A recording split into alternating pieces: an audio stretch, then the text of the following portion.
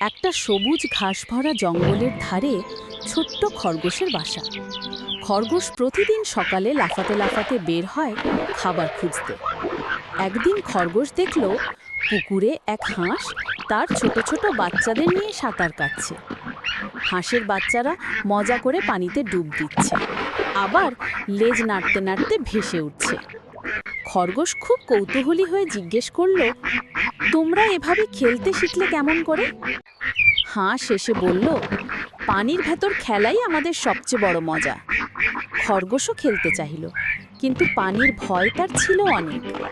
তখন হাঁসের ছোট্ট এক বাচ্চা এসে বলল, ভয় পেও না, আমি তোমাকে শেখাবো।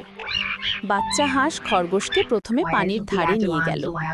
সে খরগোশকে দেখালো কিভাবে পা দিয়ে আস্তে আস্তে ঠেলতে হয়। খরগোশ সাহস করে পা পানিতে দিল, তারপর লাফিয়ে উঠল। সবাই হেসে উঠল। ধীরে ধীরে খরগোশ পানির সাথে অভ্যস্ত হলো। হাঁস